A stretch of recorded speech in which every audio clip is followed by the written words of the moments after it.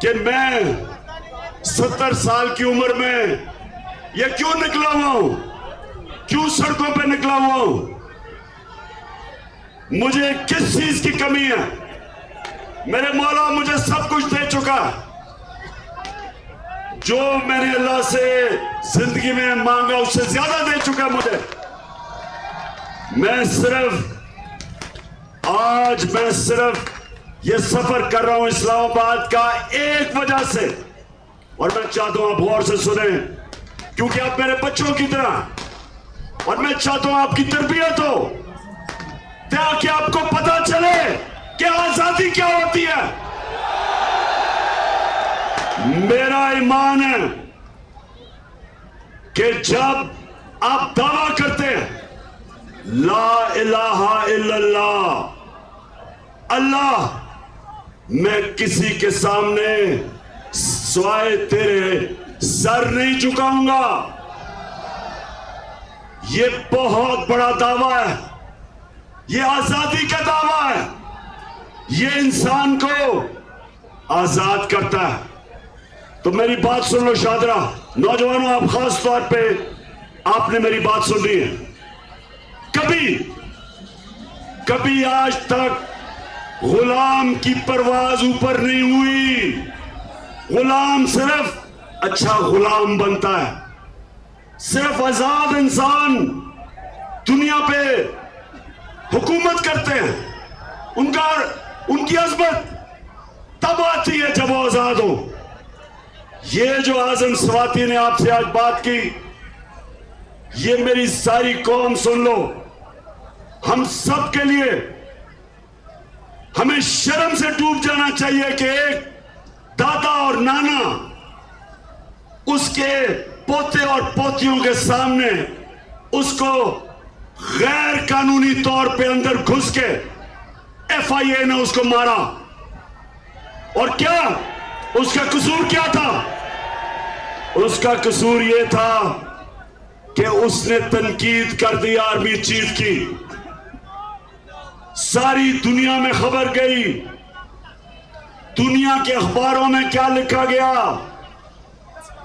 कि पाकिस्तान के सेनेटर, अकल करो, चुप करो, मैं तुम्हारी तरह के लोगों को शऊर दे रहा हूं ताकि तुम गुलाम ना बन के अपनी जिंदगी गुजारो, ताकि इंसान और भेड़ बकरियों में क्या फर्क होता है? भेड़ बकरियां गुलाम होती हैं, इंसान सिर्फ अल्लाह की गुलामी करता है। अब गौर से सुने, पोते और पोतियों के सामने सिर्फ इसलिए कि उसने तनकीद की उसको मारा गया, और उसके बाद नामालूम अफराद के हवाले किया गया। ये कौन थे नामालूम अफराद? कौन थे? जो अभी इसने आजम स्वाति ने नाम लिया, एक था जनरल फैसल और दूसरा ब्रिगेडियर फहीम। ये दो वैशी जब से इस्लामाबाद में आए हैं, लोगों के ऊपर जुल्म, मीडिया के ऊपर जुल्म, धमकियां, सोशल मीडिया के लोगों को उठाना।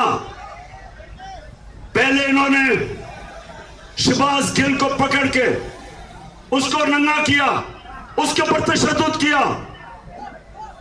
उसके बाद जमील फारूकी सहाफी, उसको नंगा करके तशद्दुद किया। और आजम स्वाति 75 साल का सेनेटर, उसको पकड़ के इन्होंने जो उसको जलील किया और जुल्म किया। मैं इनको पैगाम देना चाहता हूं कि हम इंसान हैं, हम भेड़ बकरियां नहीं हैं।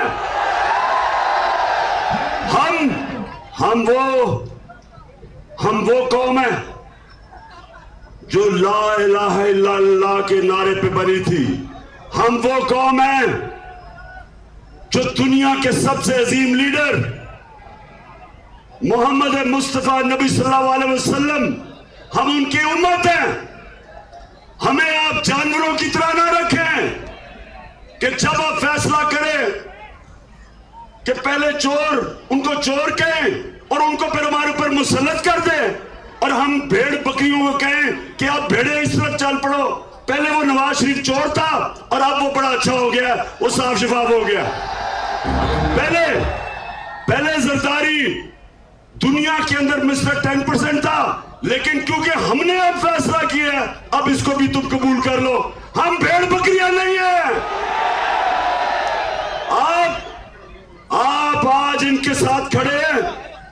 जो प्रेस कॉन्फ्रेंस की गई थी कि जी गैर सियासी प्रेस कॉन्फ्रेंस है, DGISI गैर सियासी प्रेस कॉन्फ्रेंस में इमरान खान को टारगेट नहीं करते। सिर्फ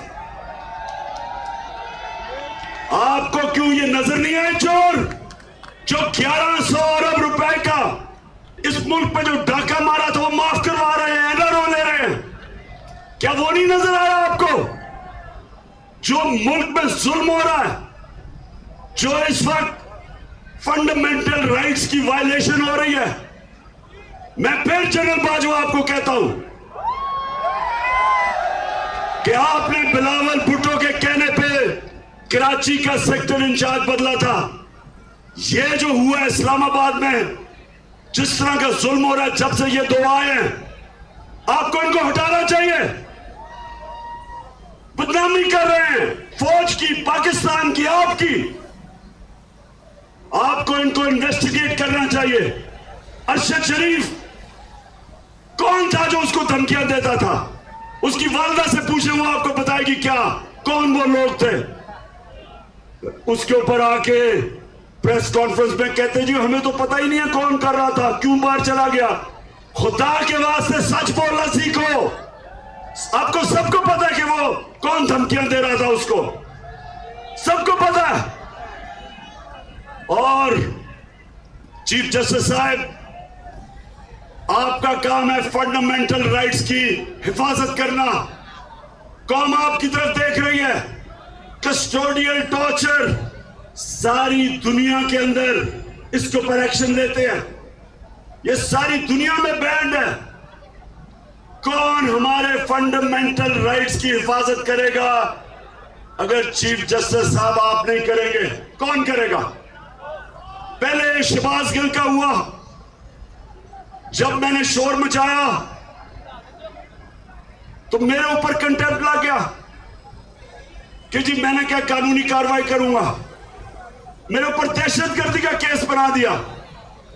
मैं कस्टोडियल टॉर्चर के खिलाफ बात कर रहा था, और अगर तब एक्शन लिया जाता शहबाज गिल के ऊपर तो ये जुल्म आजम सवाती से ना होता। एक आदमी, खुददार आदमी उस तय पे पहुंच जाए कि अगर मैं मुसलमान ना होता मैं खुदकुशी कर लेता, कितना जलील किया होगा उसको। ये डिग्निटी, ह्यूमन डिग्निटी, हमारा आइन उसको तहफ़्फ़ुज़ देता है। तो मैं आज चीफ जस्टिस साहब आपको भी कह रहा हूं कि आप इसके ऊपर एक्शन ले। जो आजम सवाती ने आपसे अपील किया, इसके ऊपर एक्शन ले और बताएं कि हम इंसानी माशरा हैं।